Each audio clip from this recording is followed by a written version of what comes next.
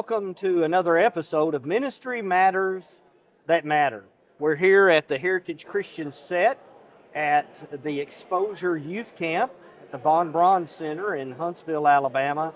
And I have my good friend and Heritage Christian Board member, Dale Jenkins, with me today. So let's talk about how you've kind of made a transition, because I think another gift you have, and you and Jeff have made a great team. Both of you, a lot of experience in ministry with churches, and I think one of your gifts is your ability to minister to those who minister. I think about the Don't Quit on Monday, Tuesday, Wednesday, just the keeping minute. I wonder how many ministers stayed in ministry because of what y'all do. And not just, there's the advice side, but there's also the encouragement side, that what you do matters. So could you talk about some of the work y'all are doing with the Jenkins Institute and the conferences, etc.? I'm very happy to do that. Rewind 30 years ago, 25 years ago, and my elders at Granny White came to me and they said, we think you are too accessible. Anybody can come in your office anytime you're in your office all day long, and they can stay as long as they want to, and we need you to be out of the office one day a week, away from everybody, where you can have some time. And they may have been telling me you're not preparing well enough, but I think what they're really telling me is we think you need some time to be by yourself and not be interrupted. And they said, they'll go anywhere you want. So cell phones already come around by then, and so I had a cell phone, and I went to the little Starbucks there in Green Hills, and I'd spend a day there. And like the third week I was there, it was on a Friday, and I started a blog. I called it The Blog That Binds. My little article for the bulletin was The Tie That Binds for 40 years, The Blog That Binds. So I titled it that. And the first post I wrote, I talked about how I want somewhere that I can be myself. Because when I wrote a bulletin article at Granny White, literally there were 6 people that would proof that bulletin article before it went to press. So Denny Lloyd, Anne Marie Robertson, all these wonderful, godly people, and they all checked different things, and I was thankful for them. But I got to where I wouldn't read what I wrote because it wasn't what I wrote.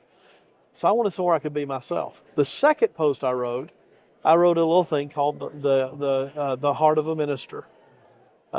It came about because of Heritage. I have been called and asked, this has been 14 years ago, I think now, to speak, maybe 15, to speak at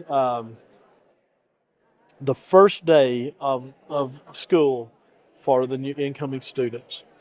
Okay. And I had a little speech I put together, everything. I'm driving down the interstate, and something had happened that was really frustrating that day. And I wrote down, in your ministry, you will have X happen,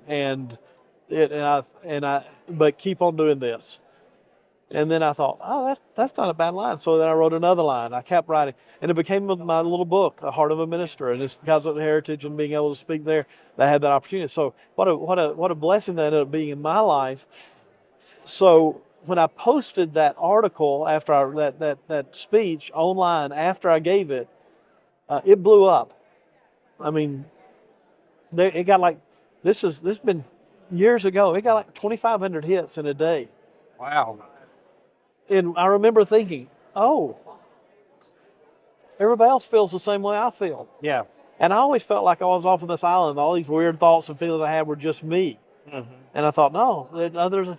And then I started thinking, well, if I struggle with this and all these other people are struggling with this, somebody should start talking about it.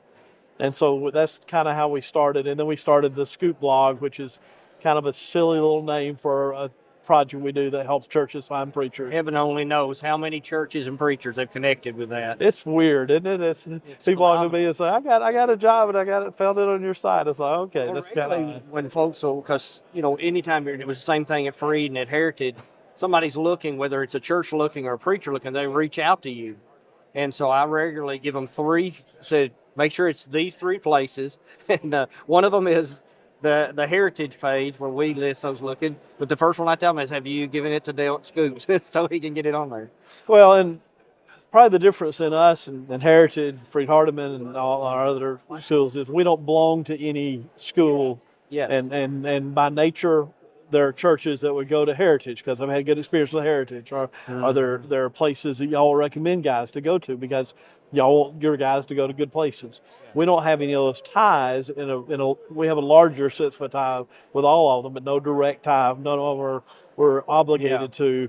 And so that's probably why we get a few more hits than some other folks. But it's just, that's not us. He goes, "Oh, you do a great job." That's not. We don't do anything.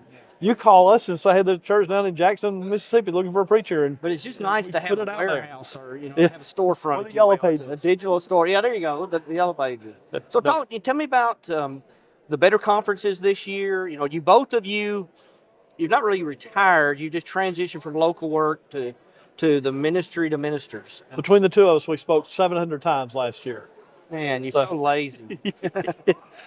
Somebody said, "How you liking retirement?" I'm loving it. More than ever. Go back to work so I can rest. And so I want to address that, but I want to talk about that for just a minute. If I don't want to take too much time here. Okay. Right. So when I was at Spring Meadows, anytime I'd be gone, which was way too often, but anytime I'd be gone, I would feel guilty. And it wouldn't matter if somebody asked me to come speak on a Monday night in a gospel meeting, a one-night thing, and it's going to drive over there that night and be back later that night. And if I wasn't doing that, I was either going to be at home with my wife or, going to some event that I had nothing to do with that the church was doing other than I was a member of the church. And it didn't matter. I would feel guilty anytime I was gone. One of the advantages of what we do now is if somebody calls and says, "Will you come?" I can say yes. And I don't have to worry about am I neglecting the local congregation. Right. And so that's been a real privilege. So Graymere had something to do with the Better Conferences. You probably know this. I was driving down I-65. I-65 seems to make a lot in my life. I was driving down I-65 one day, and Russ called me. Okay. And Rusty called me. Yeah. Rusty called me. And he and Barry were together and talking, youth minister at Rusty, the youth minister at Graymere. And he said, "Who is better at delivering the invitation than anybody in the church today?" And I said immediately, Keith Parker. Yes, that's what it is. Keith gets in the pulpit, delivering it. He does. Willie Collins was that way.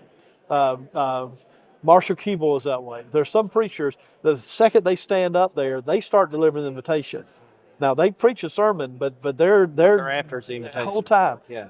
Collins was awesome at it. I mean, he knew where he was going, and he knew where he was going. I remember, he was school president when my first 3 years undergrad. Yeah, he was never heard awesome Marshall Keeble other than on tapes. Yeah. But as soon as you asked me that question, I thought, wouldn't it kind of be neat if you had a program where you brought in all these guys that are excellent at specific things and had them stand up and tell how they do what they do. So, with no criticism toward you, Heritage, or any of our schools, y'all do what you can do, and you have a short period of time. You have a very small window. Even if you think about a 4-year degree, you have a very small window. And so you train people in the text, which has to be done. That's primary in everything we do. The first thing every preacher should say when he gets on the pulpit is, "Open your Bibles too." Yes. But we don't all do that, but that's the first thing. That's where we start. We start with the Bible. But so you train people in the text, you train people how to exegete, you train people how to preach expository, you train them how to do outlines, you train them how to, all those technical things that have to be taught. And I thought, nobody is training preachers how to do the one thing that every preacher has to do, and that's actually stand up and talk. Right. Yeah. And we do some of that, but there's there are guys that go through Freed-Hardeman and get a 4-year degree, and they preach 2 sermons in the 4 years they're there. And that's not a criticism. It's like you've only got a period. Our schools are preaching like Bear Valley. They're 2-year schools, 2-year program. Well, if I got 2 years, what am I going to do? I'm going to put as much text in that guy as I can get. If I have 4 years, well, I'm going to put as much text in that guy and study of how to do ministry as I can do. But if I got an unlimited time, I'm going to start expanding into, all right, now what else can we do? And so the Better Conference is a 2-day event. It usually starts on a Monday and ends on a Tuesday. It starts on a Monday at 1 o'clock, ends on a Tuesday at 11 o'clock. And it's a 2-day event that we basically bring guys in to talk about how they do what they do. And we limit to about 125, 150 participants total. We don't want a huge crowd there. We do them all over the world. We've done about 60 of them. Had about 3,500 guys that have come through it.